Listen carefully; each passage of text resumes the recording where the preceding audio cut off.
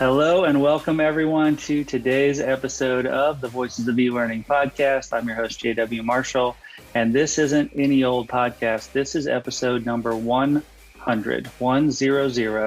I can't believe I've been doing this for almost 2 years now. And to celebrate, I've brought back my first guest and longtime friend, Harris Goodman. Harris, how are you doing today? I'm doing great. How you doing? Could not be more excited to have hit this milestone. I never thought it would happen, especially in under 2 years. And also, I'm just really excited to have you back here. So for those in the audience that don't know, pause now, go back and listen to our first episode. We had no idea what we were doing back then. Not that we have much of a better idea. Do we know now? Do we still know? Probably not. And I think this is probably your fourth time on. So I like to get Harris on at least every 6 months or so. And goodness, how much things have changed, from that first episode to today. But for those of you that don't know, Harris is the general manager of content at GoGuardian as of last year. And he's also a longtime EdTech investor, and I'll just go ahead and say it, a mover and shaker in EdTech, and has been for a long time. We met years and years ago as he was a co-founder of a company called Late Night Labs, and I was with a company called Sapling Learning that was up and coming, and both were acquired by Macmillan New Ventures, and we've been good friends ever since. So Harris, let's go ahead one final time and I'll let you introduce yourself. Who are you and what do you love about what you do in EdTech? Sure. So thanks, JW, again, and congratulations on episode 100. The consistency and the quality of what you're putting out there to the world to help educate folks about education and our whole ecosystem is truly appreciated and very valuable. So thank you and congrats. So I'm Harris Goodman. I've been in the wonderful world of EdTech and, software developing solutions to help students and help teachers and families learn and grow. Students across, as they say, cradle to grave. And I've been in this space now for 11 years, focusing on, solving problems and an entrepreneurial spirit across, in my experiences, K through 20 at this point. And it's been amazing. Since we spoke, I joined GoGuardian, which is, pretty much one of the fastest growing education technology providers out there with a really strong emphasis around safety and security. And then in the last year or two, we really positioned the company to also focus on curriculum and instruction through 2 acquisitions, and now 3.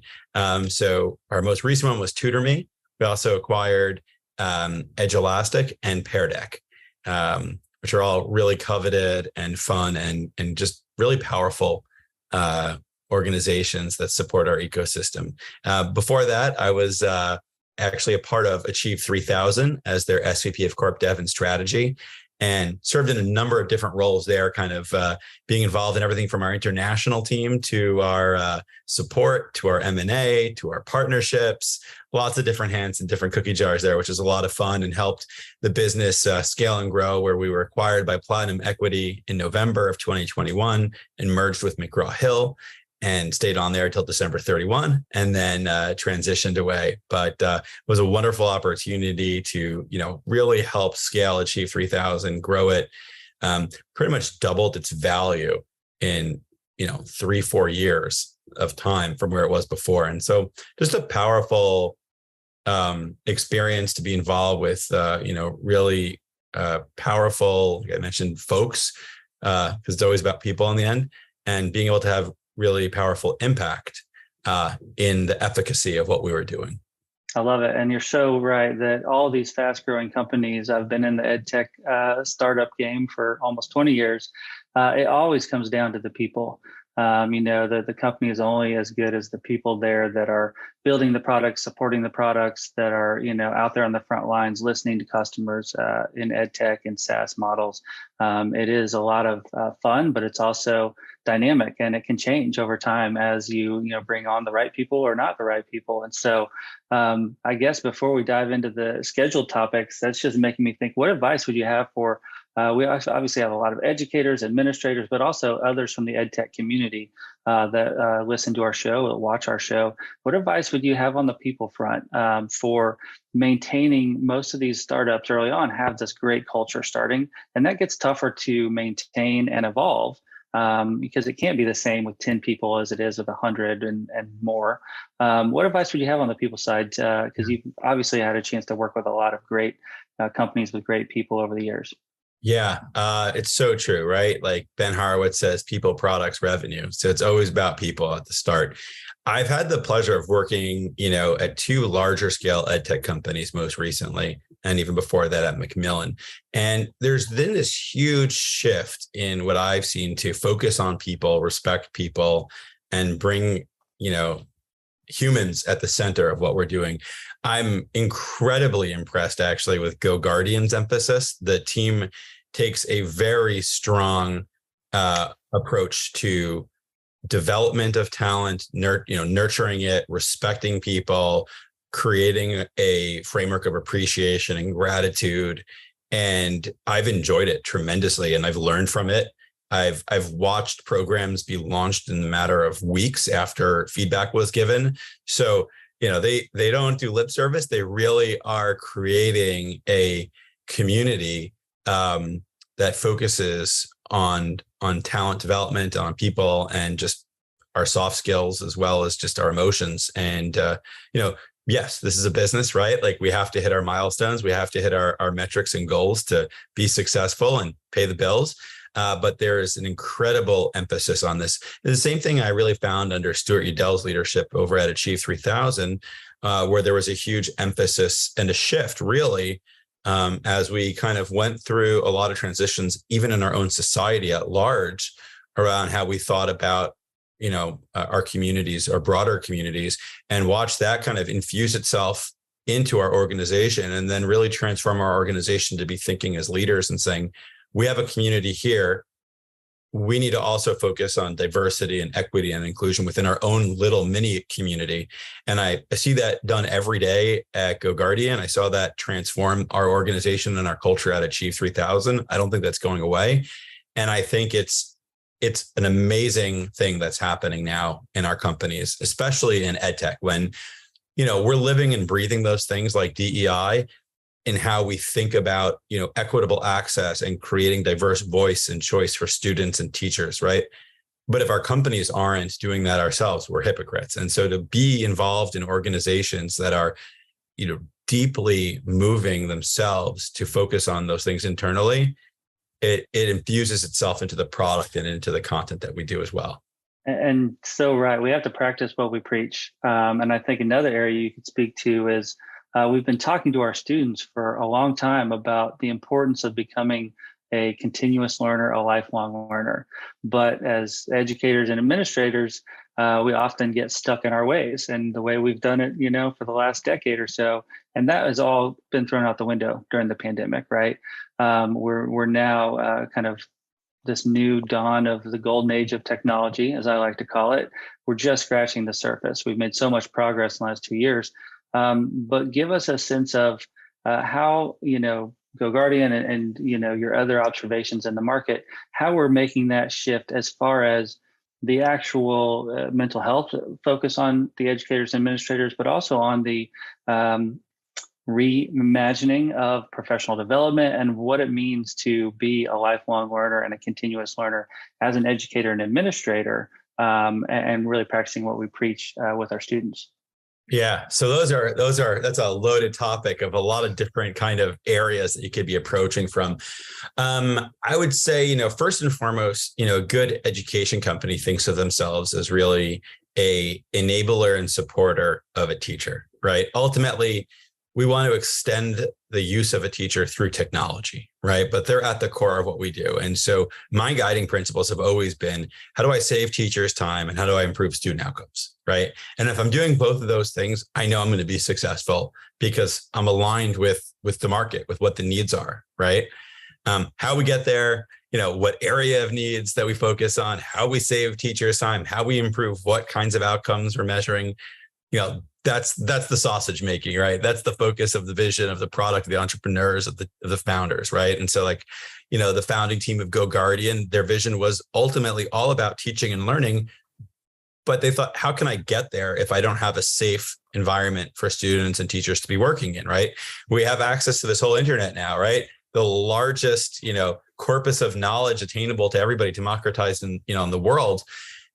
But is it safe for students to be in this place today or not? And so, the founding team at GoGuardian, Advait, our CEO, and Tyler, our CIO, had this vision of like, well, we first need to make it safe, right? We need to make sure that we're empowering teachers and giving them confidence to know that their students are in an appropriate and secured environment for learning, right? And once you create that, then, sky's the limit, right? Then you start adding in all those, curriculum and instructional resources and those learning opportunities. But, to talk a little bit about like the mental health piece, right? And what we've seen over the pandemic, and we've talked a lot about this. There's a lot of conversation around teacher burnout, around student social emotional, and just the whole market growing.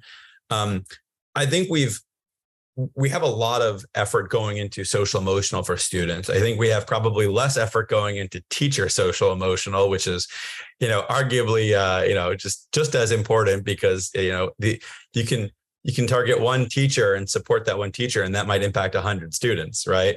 Giving teachers more capacity, giving them tools to work with around burnout, right? Again, at a certain point, I also think about SEL. Is SEL meant to be a social worker and a therapist? Is SEL like, how do we actually really move the needle for mental health if we are working or not working on the core problems that students or teachers have? And they're different and they're the same. They're the same in that they're both humans, right? We all have emotions, right? We all have struggles. How we perceive those struggles, at what point of our trajectory of life we're meeting those different struggles and what we're exposed to are all different. But at the end of the day, we're all people, right? And we all benefit from, things like talk therapy. And whether or not ed techs are effectively going after that core problem or not today is a whole other thing. We're starting to chomp at the little tip of the iceberg and how we think about, diagnose, explore. But diving into, I think, the professional learning services for educators, I think supporting teachers is always at the forefront of my mind. And, all the companies I've worked with, empowering them, training them, giving them confidence. We know teacher confidence has a massive effect size from Hattie's research. And so teacher confidence and teacher support is so critical at this point in time, right? And whether that's giving them the training they need to be empowered to do their work easier and faster and more effectively, or the empathy needed to say, like, I hear you. I know this is hard. I know you're being thrown tons of new tech at you.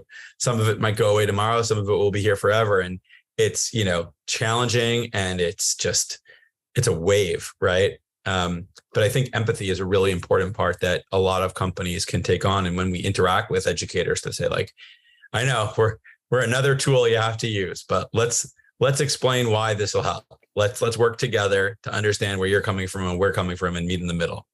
Well, and also let's hopefully take this time to hit the reset button in some systemic, challenges we've been having for years, if not decades, to really kind of start over and do it better. I think for so long in education has been very small incremental changes, and it is a big system and a big ship to turn. But this pandemic has provided us this unbelievable, unprecedented opportunity that may never come again in modern education. And so we really do need to think big and act big right now. And hopefully some of this resetting the professional development things is putting us in a new course for, it is going to be more work, right? The pandemic is hopefully subsiding, but the hard work is just beginning of implementing all of these things we've learned and continuously improving and evolving and making them better, but on a trajectory. And this is kind of full circle back to learning loss or unrealized learning. How do we get back those years that we lost? And in my opinion, the only solution is to come up with better ways to accelerate learning, not just to get caught up, but to be better moving forward. So these students aren't a lost generation. They're a generation that is going to be a huge beneficiary for the rest of their academic career and their lives, really, that they've learned a better way to learn. And they've learned how to tap into, their interests and passions and things. And I think that's what gets me excited every morning, is this huge opportunity that we have before us. We know what works, right? Like, we know we have so much research now. We're creating more and more corpus of research on student impact, how to move students forward, moving students in their zone of proximal development and targeting and getting more and more laser focused on solving pain points for students and understanding their gaps, right? And knowing what resources have impact to accelerate learning, right? And we're at this amazing point where we've created this shift, whether, we wanted this shift or not. Most of us would say, I wish there was another way to have gotten this market to go one-to-one and put devices and broadband internet access and, get folks more comfortable with using technology that is going to be efficacious and supportive of learners, right? And create more visibility and awareness, right? I wish it wasn't COVID, but it is, right? We're living through it still. But that accelerant to get our classrooms, to get our homes, hopefully with like a ubiquitous access to the internet and connectivity, ergo, a democratized information flow, is really a unknown for us going forward, right? Like we've never had this much connectivity before in our schools. We've never had this much access to devices. And it's amazing to see what's happening, right? It's not those conversations like you and I had 10 years ago where it was like, oh, well, that school doesn't have internet yet, or they are not on one-to-one devices. They still have a computer lab they're going to, right? So they can't have unique logins yet. They don't know how to do it, or the rostering systems don't exist yet. We've come a tremendously long way to being able to get really granular and specific in providing, just in time resources for students and getting the diagnostics, very tight around them. Now, again, there's still this whole other unknown around, like when you think about like a 360 degree of a learner, which is, yeah, but there's everything that happens outside of that classroom, right? And that child, just like at work, we say, bring your whole self to work. Well, children are going to bring their whole self to the classroom. And right. And if that kiddo is coming in hungry or coming in from an environment that's not conducive towards love and care, and they're struggling in a challenging environment, like that will come into the classroom. And so, when I think about all that social emotional push that we're doing now, I really want us to be focusing on understanding, like, not just diagnostically, like, hey, this child is unhappy, but what are we doing about it, right? We know that if you're struggling on your, RIT band scores from NWA, we know you could do skill map alignments, and we know we can accelerate you, and we know we can put you into a path of personalized learning journey. And lots of companies are doing this and doing it better and better. But, now that we've understand there's a mental health crisis with our teachers, with our students, what are we going to be doing to solve for that problem? Not just diagnose it, but actually support it. And that's where I think it's going to be a really interesting field of how do we support that as well. And I think something that's often overlooked too is the importance for teacher mental health is equally, if not more important than the teachers teaching mental health, because the students are going to see the model of that educator and follow that even closer than anything the teacher's trying to say or teach. And so we can't fake it anymore, right? It has to be authentic, and it has to start from the top down, from the administration pouring into the teachers with the support that they need. Absolutely. Supporting our teachers is really, in my mind, one of the, linchpins of our whole education system, right? I mean, it's an obvious thing to say, right? I'm not like being a creative person here or innovator, right? It's a given. Like, you have to support those foundational components of who we are, what we do, right? And so how are we supporting teachers? How are we, whether that's how do we save them time, but not just that, right? I think I'm almost evolving my train of thinking to not just how do we save teachers time, but how do we actually just holistically support teachers, right? How do we give them back some of their own mental health, right? How do we give them the strength to keep going where they're so exhausted and they've been tasked with so much additional demand over the last couple of years, more than ever before, right? We have a huge teacher shortage, right?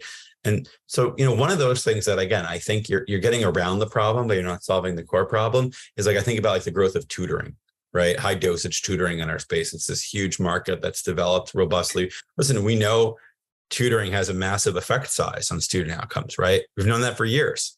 Only now we're starting to dig into it and say, okay, let's start deploying it at enterprise level scale, right?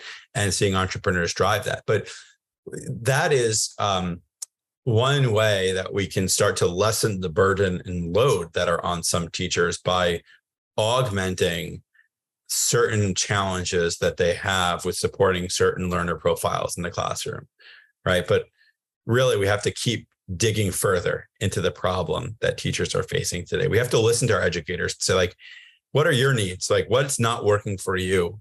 How can we solve those problems as entrepreneurs for teachers, right? We think about the entrepreneurial spirit focused on teaching and learning and outcomes, but we also need to talk to teachers as their own category and say, so what problems are you having, and how can we put our entrepreneurial, skills to work to support that as well? Because ultimately that will translate as well through into the classroom and support all those kids in the classroom.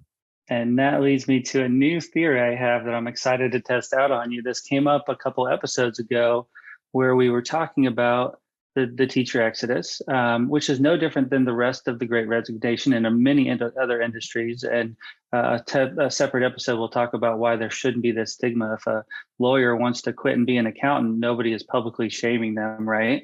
But my hope is with a lot of teachers moving into ed tech companies, that they're bringing those perspectives to those ed tech companies that on a more of a mass level, improving those products, improving those teacher supports from the ed tech community, possibly within a few years or so, they could help build the technology up in a way that enhances the teacher experience and the student learning experience to the point that they may want to go back to the classroom. Wouldn't that be a really cool outcome of teachers leaving, helping build these tools that obviously there's other change needed in pay raises and other bureaucratic things and teacher autonomy, but this could be an area that within a few years, I think we could see the positive impacts on teachers and students to the point that maybe teachers would come back, and maybe there's more fluidity over time that people will leave for ed tech for a few years and come back to teaching. That would be a wonderful world. That I'm always optimistic, you know me. But I mean, you see that in your thoughts. Is that possible? Community. I mean, you see that in the medical community all the time, right? Like, how many professors are practitioners of the medicine that they're teaching students in medical school, right? They do both. Right? They might do research 2 days, 3 days a week. They might see patients 2-3 days a week, and they're enhancing their skills, right? They're refining in both sides. They're refining their learning and their thought processes based on those clinical experiences. And I think teachers are no different, right? Giving them the clinical experience in the classroom, then bringing that back into the research side around the product development cycle. I think it's great. I wish we could think through, and this is, in real time, we're having this dialogue ideation, but if we can create that kind of partnership between the vendors of our communities, the ed techs, and the school districts to say, hey, we're going to be, creating a program that, every few years you loop back in, or maybe we figure out ways where, it's 1 or 2 days a week in the classroom, 2 or 3 days a week, in the vendor product dev team or content curriculum, instructional design teams, what have you. But that would create an even tighter bond around what's working, what's not working, right? Like, we do research today with UX teams to say, hey, do teachers know how to use these tools? Are we placing these things in the right journey of their, academic year? Do they know how to use this effectively and efficiently? Is this the right approach to take? Research shows yes, but imagine we're just in the classroom doing it. We're seeing it in real time. And yeah, you need to see that at scale. Yeah, you're one data point as a teacher, right? When you're thinking about product development. But the more we get accustomed to that, and imagine a whole product team saying, this week I also encountered that problem too when I was in my 1 day in the classroom or my 3 days in the classroom. It would be fascinating. I think it would be a fascinating experiment. And to all the ed tech companies, maybe there's an on loan program the other way too. You encourage certain employees to get teacher certified and go into the classroom for 2 years and then come back, like you would send them to business school. So any ed tech entrepreneurs out there, think up a model of an on loan 2-way sharing of resources because ed tech's obviously not going away. It's expanded more than ever in the last 2 or 3 years and will continue to do so. But maybe there's not a either or, right? I'm either a teacher in the classroom or I've left and I'm never coming back. Yeah. Or I'm an ed tech person that's never been in the classroom like myself and it's too late for me.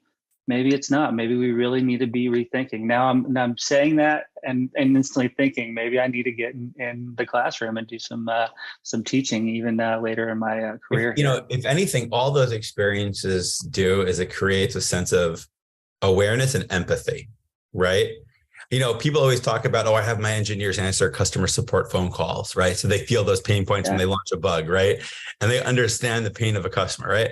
Well, do we understand the pain of a teacher in the classroom truly? And can we, without being in the classroom, right? And it makes a powerful experience when you have former educators that then work in ed tech companies, because they have that experience. They have that lens. They take with them, right? And they never lose that.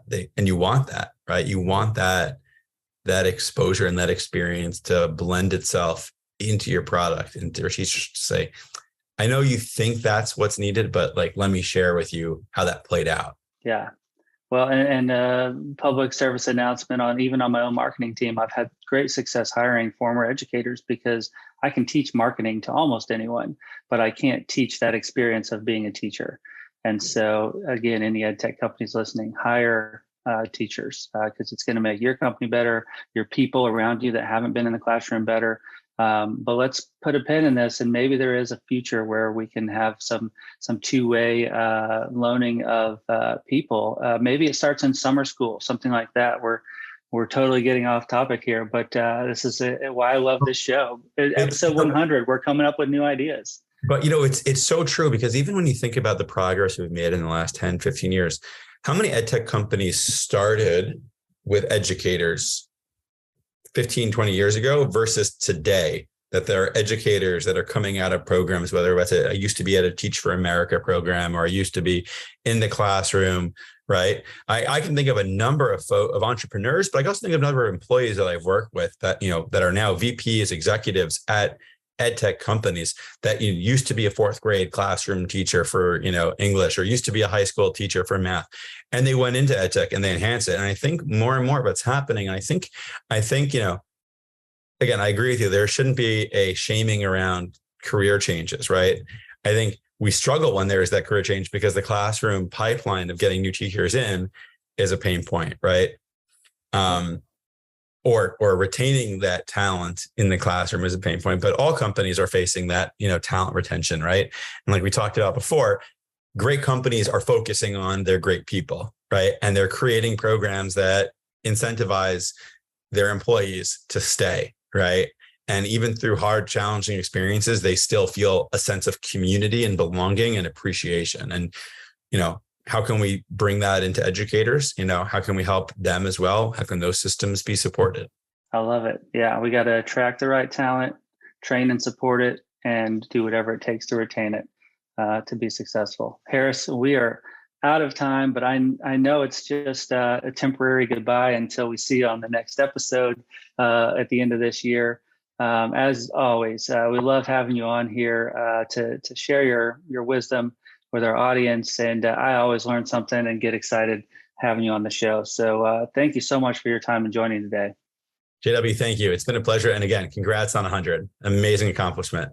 And to our audience, thank you so much for supporting us for 100 episodes. It's really unbelievable to me. So continue interacting with us, emailing me, reaching out on LinkedIn, making suggestions for future guests, commenting, all the things.